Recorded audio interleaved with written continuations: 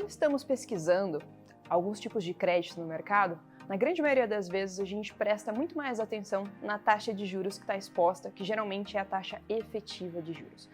Mas o que a gente realmente precisa prestar atenção é no custo efetivo total, que é o que engloba outros custos da operação.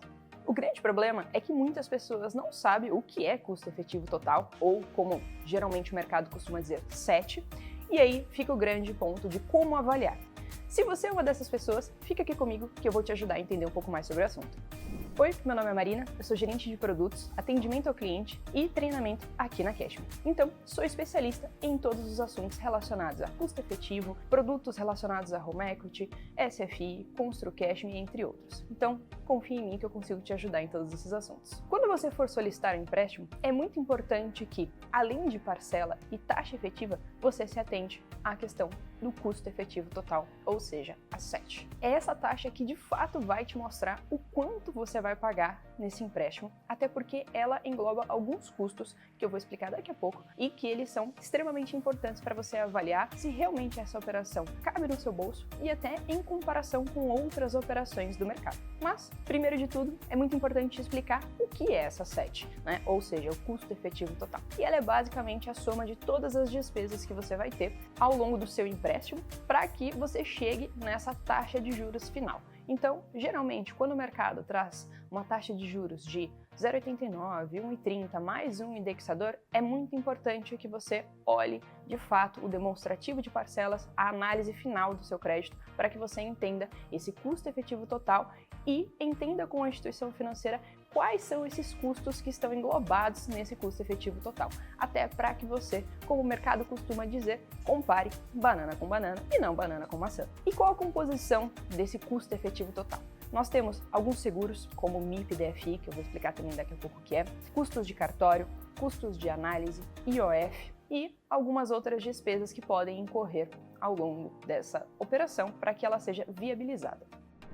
E aí, com certeza, você deve estar se perguntando, nossa, mas o que é IOF, MIP, DFI? Fica tranquilo que eu já vou te explicar cada um desses itens. Então, primeiro falando sobre o IOF, que é o Imposto sobre Operações Financeiras. Esse imposto, ele vai incidir em toda operação de crédito e, com certeza, quando você já comprou, por exemplo, câmbio, né, pesos, dólar, você reparou que existe um valor de imposto e é justamente esse tipo de imposto, tá? E é muito importante você ter ciência de que esse imposto ele é diferente para pessoa física e pessoa jurídica. Se você quiser saber um pouquinho mais sobre esse imposto em específico, nós temos um vídeo no canal que fala um pouco mais no detalhe. Outro custo que compõe, né, o custo efetivo total é a tarifa de abertura de cadastro ou tarifa de abertura de crédito.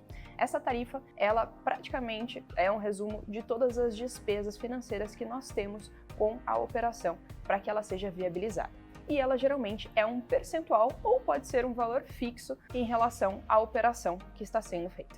Outro custo que contempla o custo efetivo total é o de cartório, ou seja, as custas cartorárias. Basicamente, esse custo é o que a gente vai gastar para fazer o registro da sua operação em cartório, ou seja, registrar a sua alienação fiduciária. E por fim, fechando a relação de custos que contemplam o custo efetivo total, temos os seguros. Então, o MIP, que é morte e invalidez permanente, é um seguro que protege o devedor, ou seja, o proponente que vai efetuar o pagamento desse crédito num cenário de falecimento ou até mesmo de saúde, onde inviabilize esse cliente a continuar pagando o empréstimo da maneira que ele vinha fazendo. E o outro seguro é o DFI, danos físicos ao imóvel, que é o seguro que protege a garantia contra situações externas que podem vir a prejudicar a garantia. Bom, dito tudo isso, por que é importante você ter conhecimento sobre o custo efetivo total? Justamente porque nem todas as instituições financeiras têm exatamente os mesmos custos para a viabilização da operação.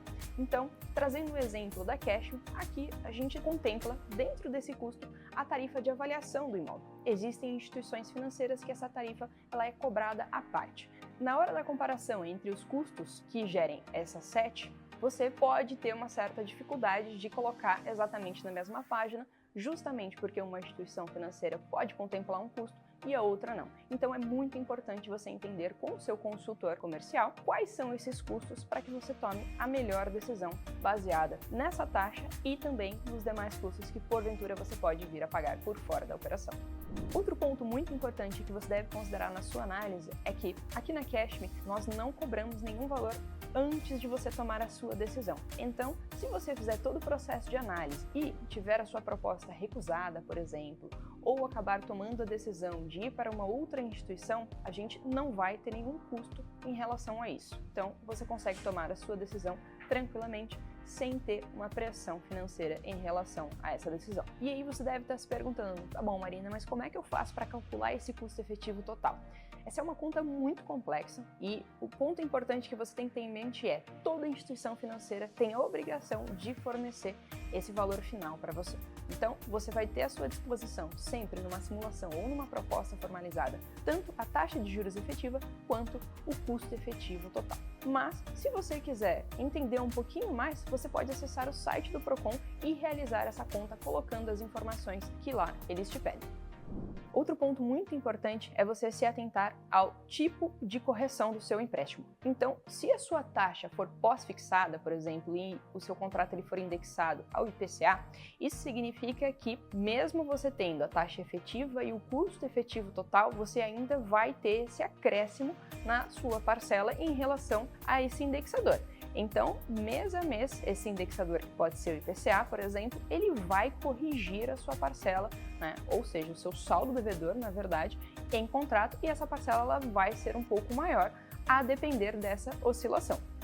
Bom, então, fechando o nosso vídeo, pontos muito importantes que você deve levar em consideração durante a sua análise para tomada de decisão. Lembrar que esses custos, eles devem estar contemplados no custo efetivo total para que você possa fazer uma comparação entre taxa efetiva e custo efetivo total, entender os custos de cada operação em cada instituição financeira que você está pesquisando para entender se esses custos são os mesmos e você pode fazer essa comparação entre essas taxas finais.